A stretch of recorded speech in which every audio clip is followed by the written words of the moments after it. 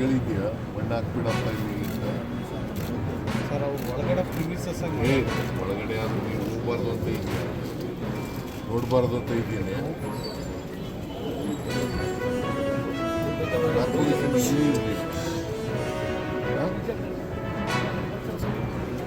ಬಂದು ನೀವು ಹೊರಗಡೆ ಹೋಗ್ಬಾರ್ದು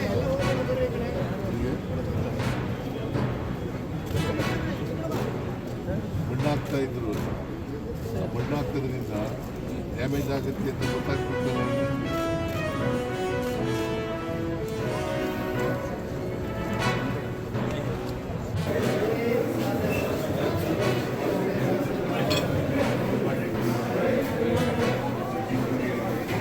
ರಾಘು ರಾಘು